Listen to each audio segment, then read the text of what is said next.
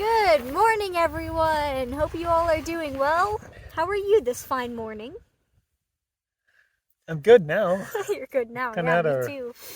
had a rough start, but it's going well now. I mean, when you go love on your horse for a little bit, it's like the world is perfectly fine. Yeah. You look a little chilly. Very. You do too with your 300 layers on. Yeah, and so the funny thing about this is that most people in the world, other than here, would say that this is absolutely not cold. I don't even know what the temperature is, like in the 40s. Yeah. Yeah. Maybe. Low 40s. Yeah. And we're freezing. I'm freezing when it's under 80. 80. Yeah. We're Arizonians. It's easy Southern to... Arizonians. Southern Arizonians. It's Yes. easy to feel freezing when it's not actually freezing. So today we're going to be just talking about training methods, different horse training methods, and with not much bias, even though we kind of are biased, but we're going to kind of keep that out. We're going to talk about the differences between natural horsemanship or negative reinforcement or natural horsemanship training and clicking and treating positive reinforcement. I do the air quotes because these methods are called all sorts of different things. Yeah, and let's start with that because I kind of have a problem personally with the use of the terms negative and positive. Yeah. It's just it's pretty much saying that's right and that's wrong, in my opinion. Yeah. So, but I don't, however, mind the term natural horsemanship. Well, unpack that a little bit. Where did that come from? Well, the natural horsemanship training, I've heard it came from, I guess, how horses treat each other most, naturally in the wild, and then this dates back to way back when people started domesticating the animals. I'm assuming that's where that stems from. Well, and I think I read... I remember we read something in the evidence-based horsemanship book. I think that's where I got it from. It might have been an article, but I'm pretty sure in evidence-based horsemanship, he talks about one of the leaders or founders or people who coined the term natural horsemanship. I think it was Ray Hunt.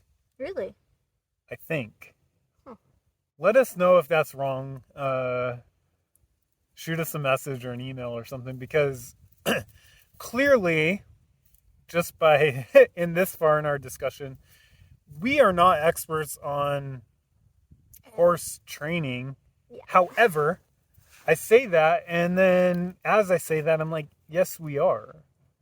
But we specialize in different topics. Yeah, what I mean by we're not experts is that I can't confidently say, oh, I've got so much experience and therefore this is the way to go.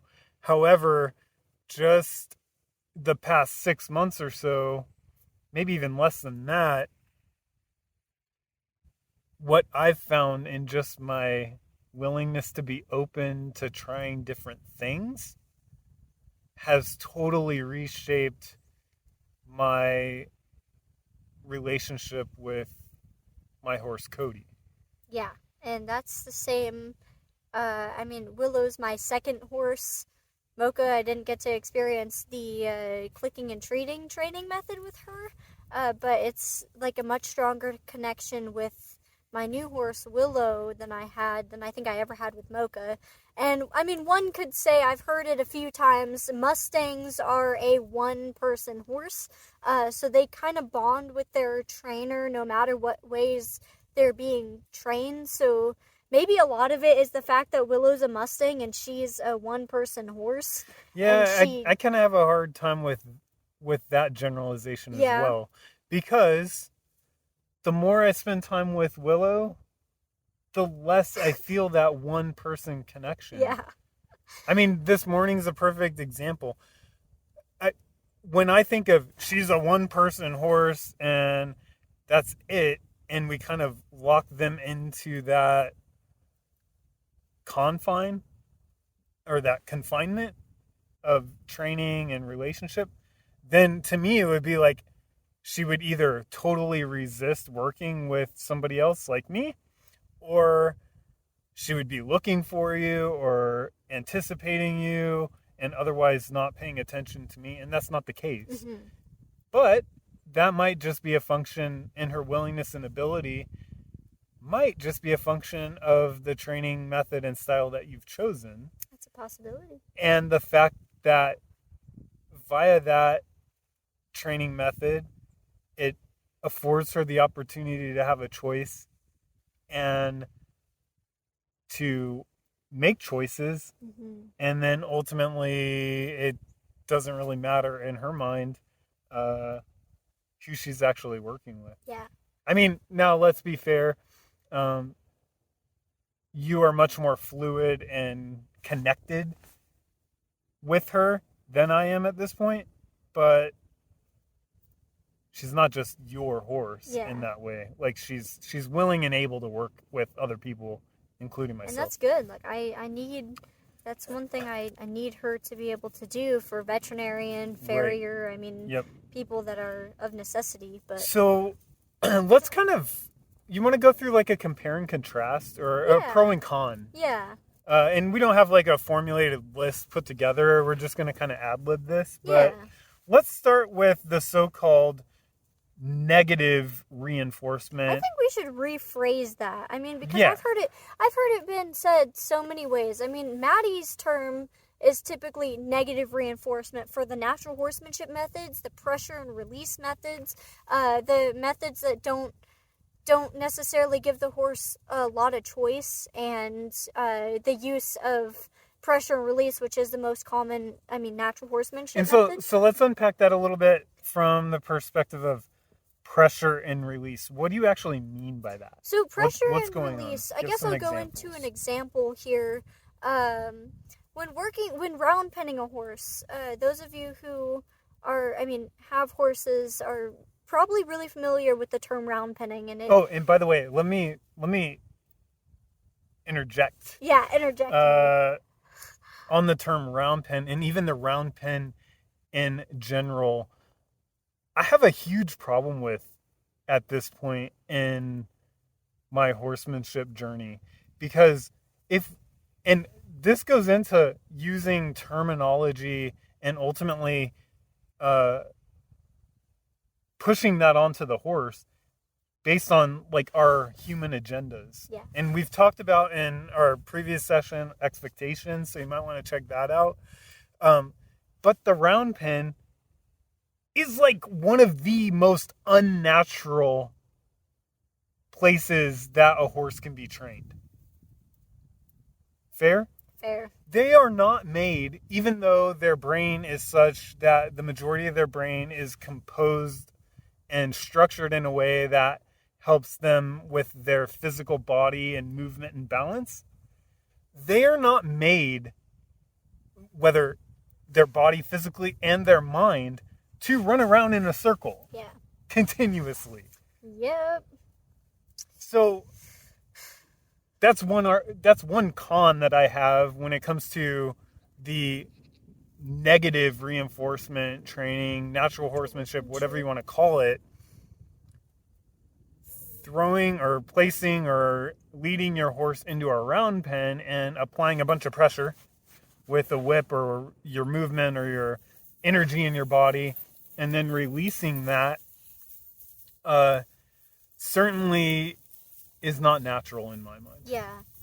And one may say, but the pressure is quite natural in the way that horses give each other pressure when they're out in the wild, which I can only partially agree with. I've learned, and I haven't done research on it per se, but I've read a few articles, and Maddie's Horse Human Connection Academy talks a little bit about horses in the wild and how they interact, and it's mostly like an ask before the pressure, and an ask being, hey, that's my grass. A horse will pin her ears at the younger horse that's eating the grass that she wants, and if the younger horse doesn't move away, the mare's gonna she might charge at him or turn her butt toward him and warn him that she's going to kick. And if AKA applying pressure at that point. Yeah, applying pressure, and then if he still doesn't move, he's going to get his butt kicked by the mare. But what I just heard you say is that the horse in the natural setting asks first? Is going to warn and ask before the pressure is... It's not just, hey, that's mine, let me kill you just so I can have it. It's, hey, that's mine, would you mind moving away from here? I said move. I said move, now I'm going to tap you with my foot because you ain't moving. So in that respect, I can understand where humans come in and we're like, okay, we're going to emulate this process. Yeah. And I don't have a problem with it really, other than the fact that when...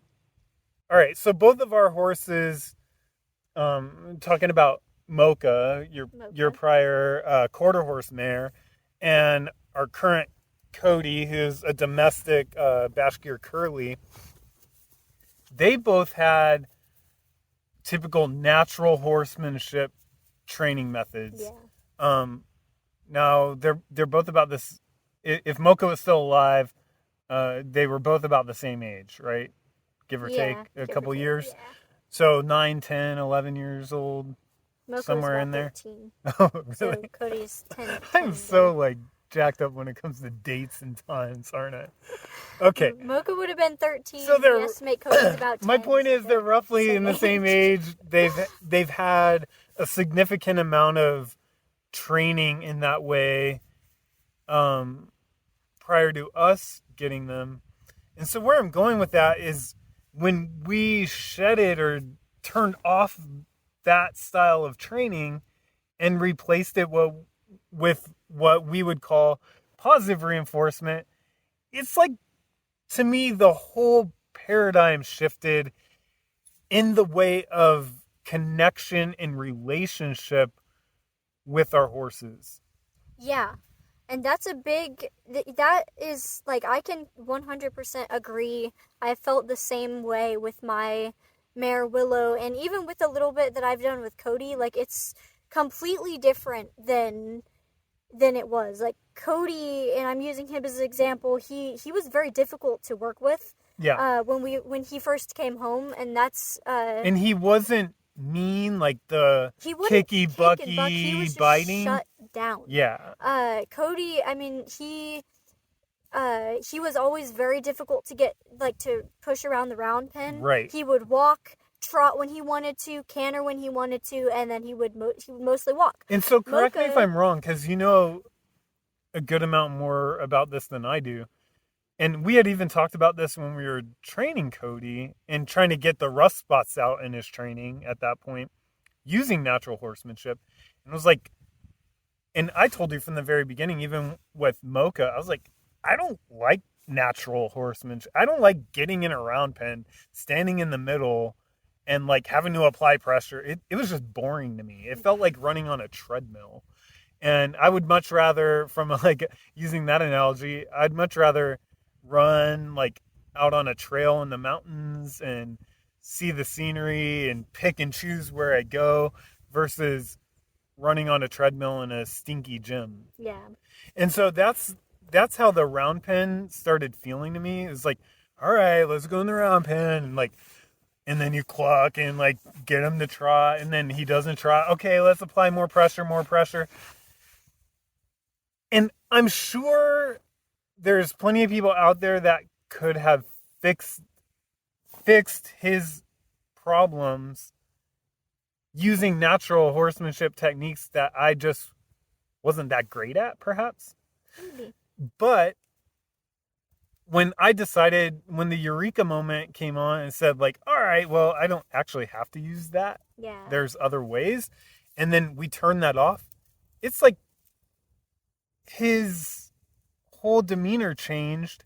And I guess we're being biased in this. It's like the message is like, we don't know what we know until we know. Yeah. And horses, I mean, like any other being, we're very dynamic creatures, and I say we like every living thing. We may be habitual. I mean, I'm a habitual person. I get up every morning, I go get ready for the day, I brush my teeth, I come out to my horse. It's a good thing you brush your teeth. Yeah, that's a good thing. I mean, yeah. Thanks. But I mean, it's a pretty. I mean, the day goes on. We only have a certain amount of hours before it's time for bed, and I kind of develop some sort of schedule, if you will. The horses are the same way. They sleep for like 2 hours, 3 hours at night. They get up, they eat, they drink, they eat, they drink, they poop, they eat, they drink. Time to go on a walk. They walk with us.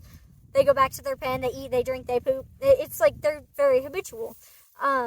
So I find with like most natural horsemanship, I guess schedules, if you will, it's, very, like, let's get the horse out, let's take them in the round pen, get their energy out, make them face up with me, throw the saddle on. Maybe if I have work in an hour, I'm going to go on a really short trail ride around my property. If I have nothing else to do, we're going to trailer, we're going to go somewhere in the mountains, we're going to come back, unsaddle, put the horse in the pen. Some people will reward with treats after the ride. Others are completely against treats. I've known people that are both ways. I've known people that would do all that, go on a ride, and then their horse doesn't get fed until dinner time that night. Yeah, and but it's a very, like, I don't feel like in much of the natural horsemanship methods, like, the horse is getting much benefit out of any of it. Maybe she's getting exercise, but is it exercise that she enjoys? So you just said that the horse is getting very much benefit out of it. That's an interesting concept. And when I started with Mocha, it was my trainer was very natural horsemanship trained, and she was training me to be very natural horsemanship trained. And I've quickly, with getting into the quote positive reinforcement training with Willow and Cody, you don't have to make them move their feet. In fact, I found better and I said I'm trying not to be biased here, so I'm gonna just go a different route here. When the horse is given a choice, when she's asked and there's no pressure involved, once she decides that she can say no, you'll see a yes a lot more. I've seen that I've seen that with experience. I've gone through the course, and Maddie mentions that. I've heard other people talk about that. Once they're given a choice to say no, they're gonna say yes. More often. Yeah, more often. And which is really cool. The really interesting thing about that to me is the fact that there are plenty of people out there, and we've rubbed shoulders with people who are just like, a horse will always say no. And like just this morning, my horse said no a few times, but he said yes so much more. Yeah.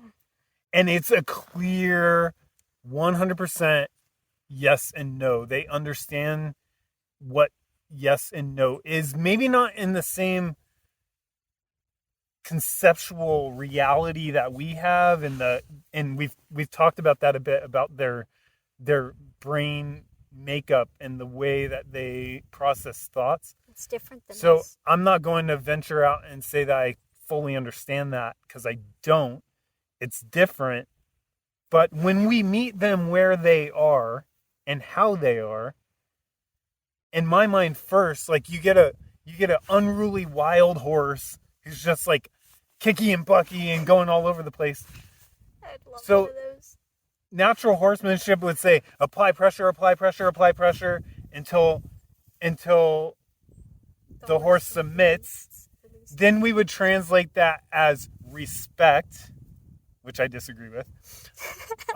That's another topic. Yeah, that's a complete respect and disrespect. We're going to have a session just talking respect and disrespect alone, because there's a lot of neuroscience that comes into that.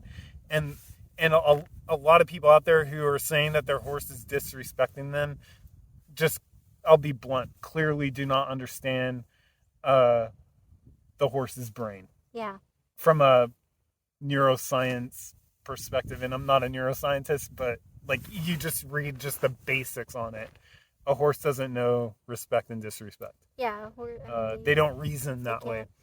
So get off my soapbox there, and just like you get a blank slate, unruly, wild horse. In my mind, the first thing that we are trying to do, regardless of training method, is to establish that we are not a life threat to that being. Yeah. So, and I had an epiphany yesterday about this. Like, I was trying to think, like, is Cody respecting me or disrespecting, and kind of playing that through. And like, well, science says, that reasoning aspect isn't necessarily there in their brain. And it's really simple in my mind. They've established the fact that we aren't a threat to them. Yeah. So what that does is opens up the communication for us to be able to teach them, and a positive or a pro to the positive reinforcement methodology is that in simplicity, we're just giving them a choice as to whether or not they move forward at the speed of their own brain. Yeah. And I would agree. And I mean, I kind of put myself, or try my best to put myself in the animal's shoes. I mean... Which, by the way, the horse's brain is not able to empathize with us. Yeah, and that's true. So that's a really... So we're... like, the choice aspect of it. Like, if we were... I don't know, like, give me a choice. Alyssa, do you want to go ride your horse today, or do you want to come and help build the house? Come on, guys. I want to go ride my horse. That's a choice. Is that the wrong choice? Well, no. Is that the right choice? Well, probably not either. I mean, it's very similar. Like, the animals, the horses, they want to be given a choice. Willow, do you want to be brushed, or do you want to go on a walk? Well, I kind of want to go on a walk. Okay, let's do that, and then I'll brush you later. And, I mean, it's like... So don't you think that lends itself to kind of this, like, lackadaisical attitude of, like, you just let your horse do whatever it wants? Well, that's a really good point. So I love that you bring that up. Thank you. So a lot of people may say, okay, well, you're giving your horse a choice. They are always choosing. They're always doing whatever the heck they want. Where's the discipline? My opinion is the discipline comes with trust and communication, and I'm not even saying like lack of pressure, because I have used pressure on Willow before, but it's how we teach it. Yeah. It's how we teach the discipline. I mean, a great example, one that I've I'm also training a puppy, and she is not potty trained yet, and I guess last night she peed on a blanket, and I was like I was so upset, and I didn't take it out on her, but most people would go and hit the dog and show the pee to them and tell them you don't do that. Well, I wouldn't say most people would do that. Some people would. I know a few people that would. And it's just like, so why are we hitting them? Like, we don't want to hit them. They don't know. They really don't know. So, I mean, with disciplining a horse, it's the same thing. Like, if there's grass around and you don't want a meeting, they don't know that you don't want a meeting. I mean, like, when you're on a walk with Cody and he decides to snatch grass, are you looking at him and telling him to get the grass or not to get the grass? And they're not reasoning that way. They're just like, look around behind us. There's like food everywhere. Yeah. And yes, they can eat this grass. It's not the most nutritious for them, but they like it. And they don't understand. No, don't eat that grass, Willow. Right. So it's like, I guess I guess that brings me to the point, like, the way we discipline them, not that they're allowed to do everything they want all the time, but it's the baby steps in telling them no and helping them understand what the no is. And to me, and correct me if I'm wrong, but the more we give them choice and they choose, and then we're rewarding the choices that we're directing them, that we'd like them to choose, the more we're rewarding that, they're getting there's chemical reactions going on in their brain. They're getting a dopamine hit, so they're feeling good about it. And then they're like, oh, well, that felt good. Food, yum, good, feels good. And they keep cycling back around, and that's how I understand the term duration. So like if you're trying to get them, let's use an example like stand to be brushed.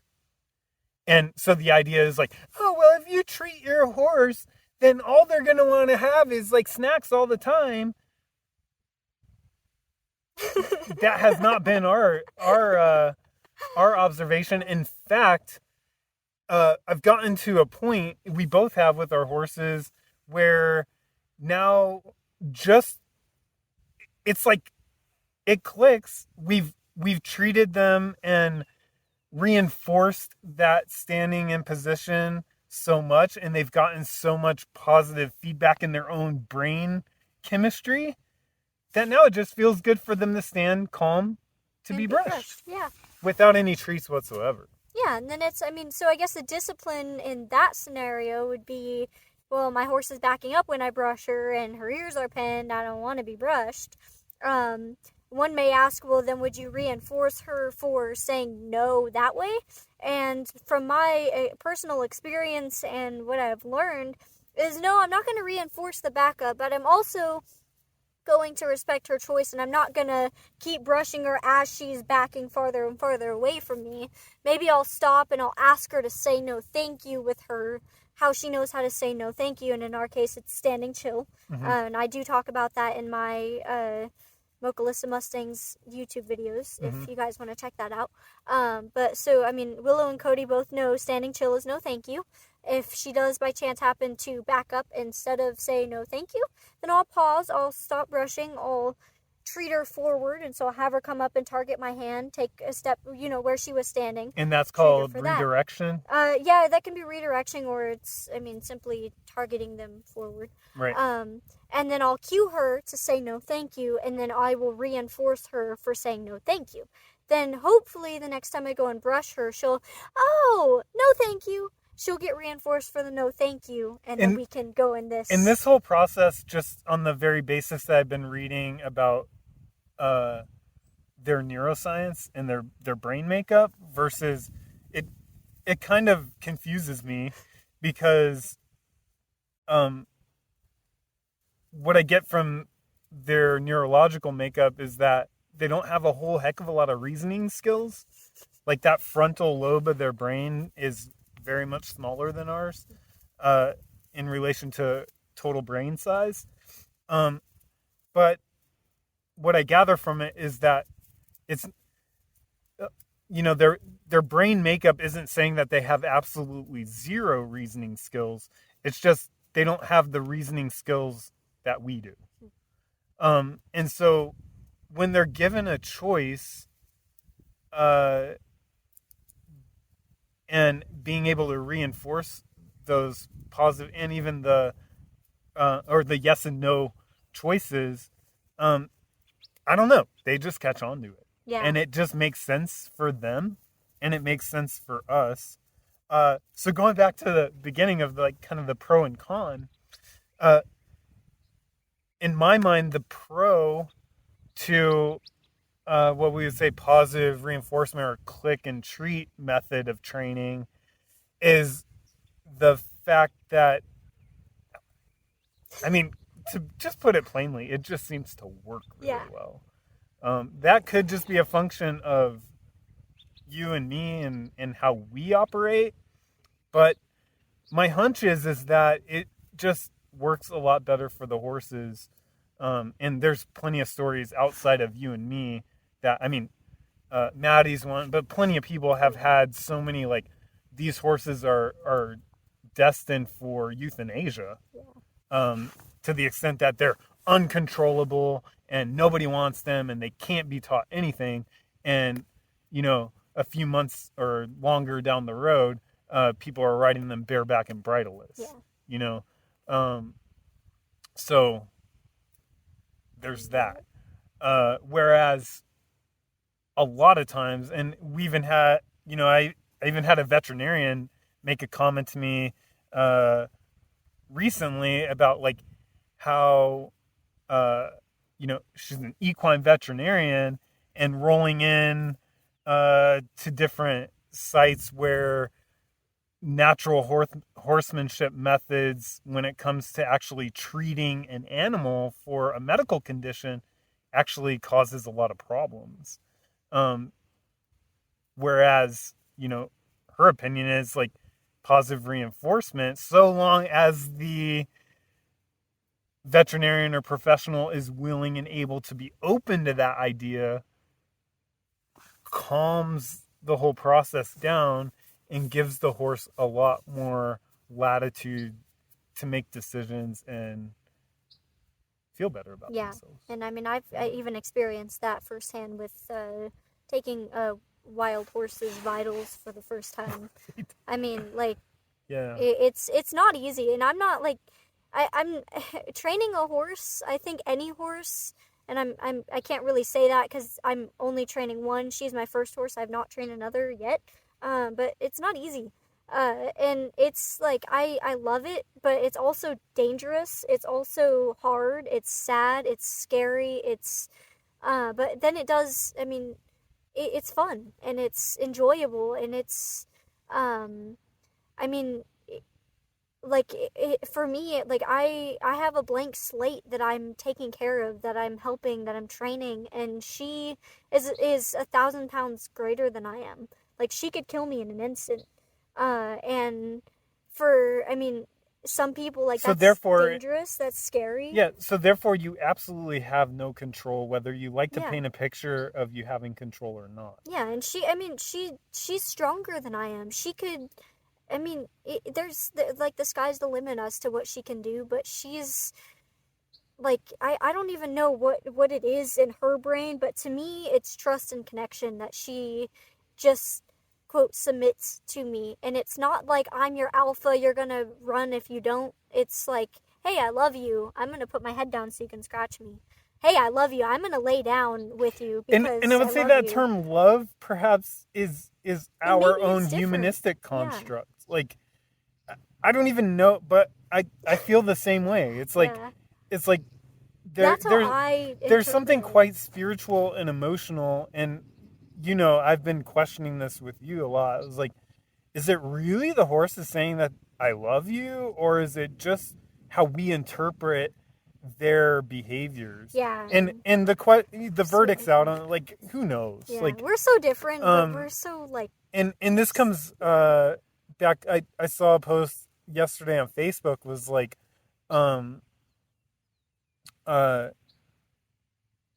like, horses meet us where we are. Yeah.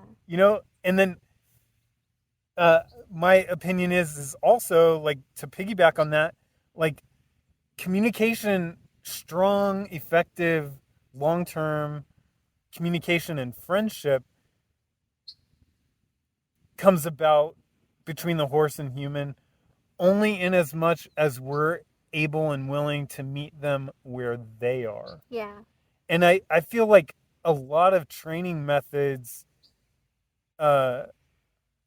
prioritize our humanistic expectations above and beyond that process alone. Yeah. And so if we were to, take a step back and really think about, where the horse is at, and because you and I both, like, over the past week have had a lot of questions pop up from other people about, how do I get this unruly horse to trust me? Or how do I get this horse to do this and that?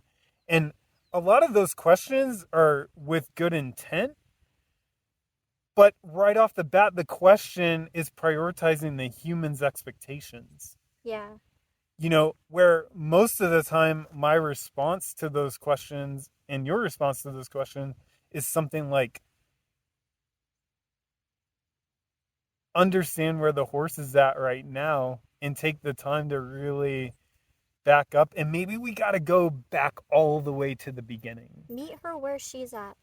She doesn't have to, you don't have to saddle her for the first time in a month. Right. Like, you think you do, but you don't. And there's like this race, Yeah. like, And oh, I'm so much better as a horseman or horsewoman the quicker I because can get the saddle on a horse and ride it. I'm riding in 3 days. Using the example of a Mustang right out of the wild, or 25 days or 30 days or 100 days.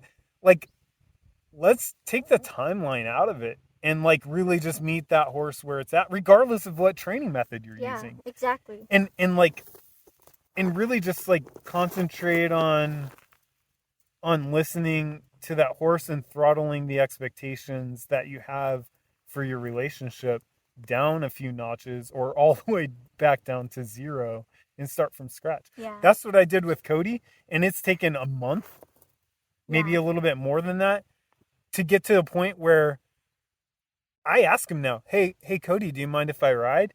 And he does. Like, I have trained him like a step back is okay for no in that respect. And if he wants, if he's ready and comfortable for me riding, he just lateral flexes into me, and it's good. And then, because since I've had him, I would just go throw the saddle on, go to mount. He would take a step back, and I'd be like, just keep backing up, back up, and keep applying that until he stops, and then I would mount, and then, but that didn't get me very far. Yeah. I mean, I guess to go back to the pros and cons of negative and positive reinforcement. So we did a pro for positive and a con for negative. Now we've got to find a pro for negative and a con for positive.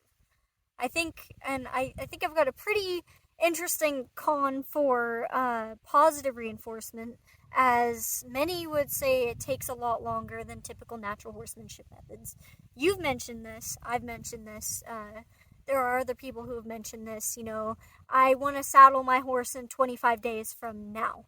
How can I do that using positive reinforcement? Well, you might be able to if your horse is ready for it. If not, you can't.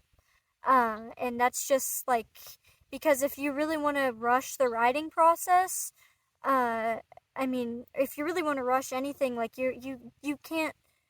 We can't really rush things around the horses because we're going to make them upset. Well, isn't this where the whole term like breaking comes to mind? I think so. So I think like in that way, like breaking a horse is about like getting, and I could be totally wrong here, but getting it ready to go to work, not recreational trail ride. I mean, from what I gather, this terminology comes from like back when horses were like our work partners, be it transportation of some kind or farm work or ranch work or stuff like that.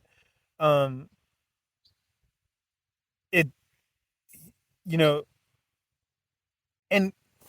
I've had that question, I've mentioned it to you a number of times, like in the work setting, is there a need for a quicker way of training? Your response has been probably not, which I agree with.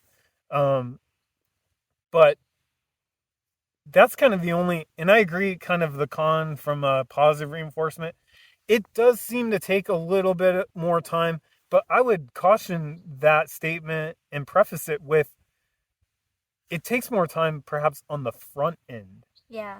Because what I've seen is it's like if we drew a graph and we're going like this, and so the y-axis would be like their comprehension and actually like learning. So in the early stages of positive reinforcement, the slope is very slow, but then to me it just seems like it skyrockets. Yeah. Whereas negative reinforcement, applying pressure, release, and those types of things, like I think you get a much steeper curve initially.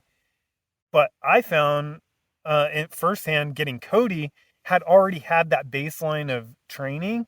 So he was like really plateaued and rusty. And so then I took him a little bit on it, and then he plateaued again. And I'm just like, well, what? Do I just like keep applying the pressure?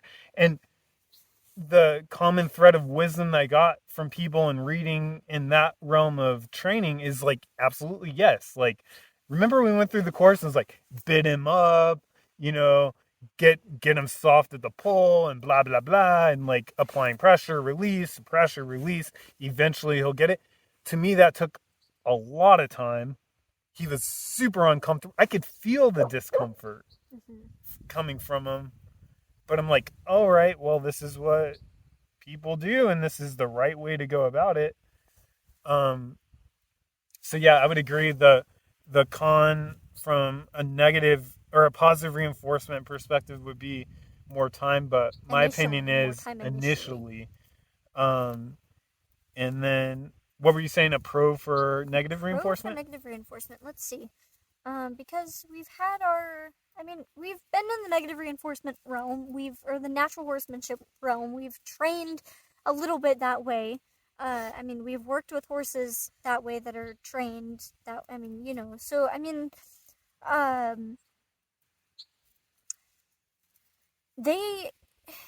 feel like horses are a lot softer when they're trained using the natural horsemanship realm. And by softer, I mean that they're a lot, like, they whisper quieter than they do when they're trained better. They talk quieter. They express themselves at a lower rate. Using pressure and release. Interesting. And I say that's like an interesting pro and con. I mean, it could go both ways, but that would be a pro if someone was able to tone in and listen to the horse. And so are you talking about this? We've mentioned, or I think I mentioned in my story that's coming up on where I got started in horses. I was about your age, and I didn't know this was my start, but clearly I was riding a horse on the beach in Mexico, and that's my earliest recollection of actually like riding a horse. That's the only time I rode a horse as a kid, and even up until recently, right? Anyways, so are you saying, because those particular horses, they're in a frame of mind what we would call shut down. Like they've had so much pressure applied to them, and the term broken is perfect for those types of horses because they do absolutely nothing unless their owner and they're programmed, and it is a function of applying so much pressure, and even what we would now consider, and it's not natural horsemanship, it's actually a precursor, or it goes, the methods before natural horsemanship, where you would tie and chain even, and actually literally break the thinking methods of the horse and the spirit of the horse. And so is that what you're referring to when you say that they're quieter?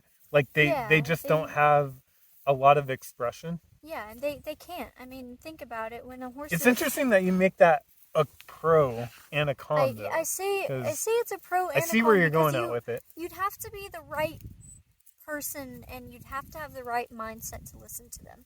And I say that because if that horse that you were riding decided that he wanted to trot instead of walk, he'd get his butt whipped.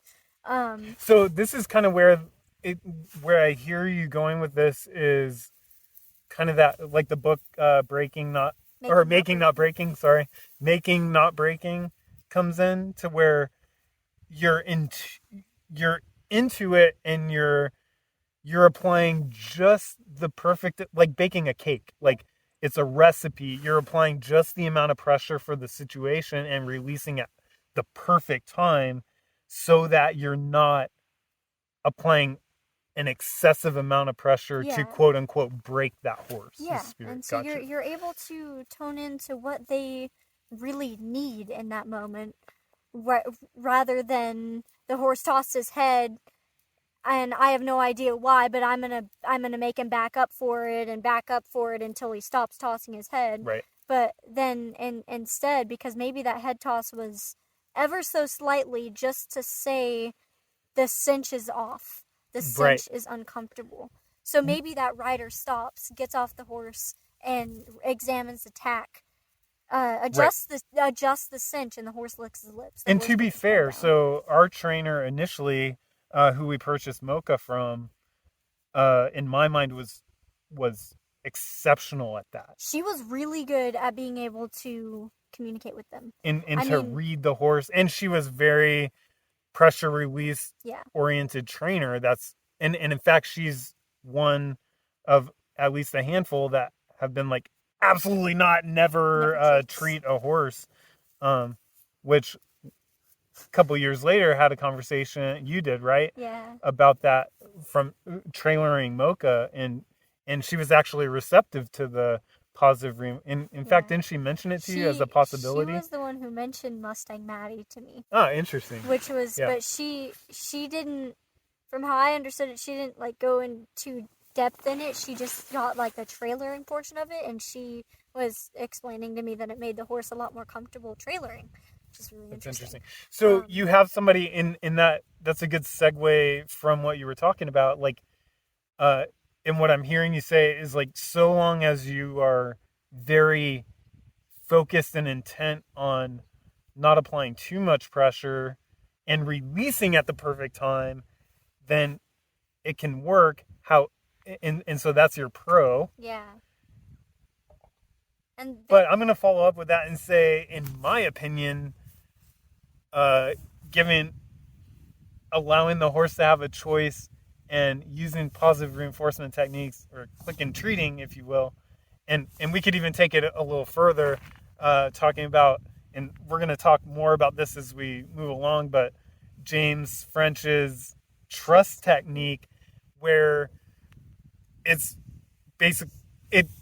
it's not using treats at all necessarily. The dude rides quote naked horses, but the treat in that situation is a calm mind. Yeah, it's awesome. That the horses and other animals, by the way, are very intuitive, and they pick up on that much better than we do. He was riding on one of the ads to, wasn't it one of the ads to the course? Yeah.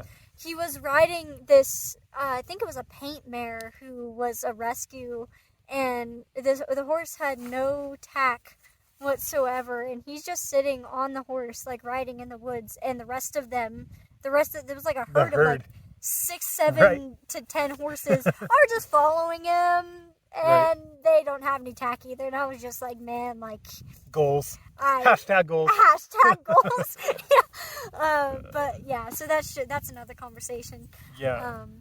But yeah, let's wrap this up, and thank you guys if you stuck around this long in this session, because we've really kind of gone all over the place, and you can tell our passion around training methods and our inquisitiveness, if that's even a word. Like, we're really curious. I'm curious. I'd love to hear from you,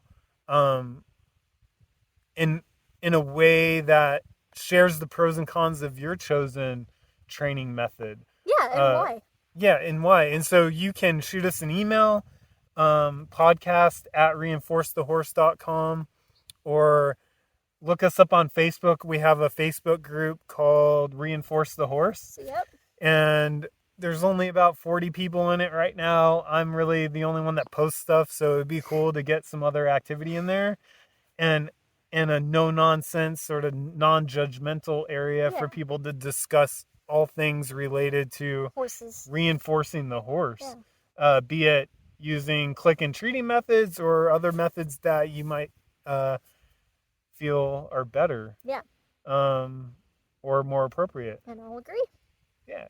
So do we have anything else to shoot out there? I hope you guys had a happy holidays, and thanks so much for sticking around this long, and we will see you guys with another episode next week. Have a good one.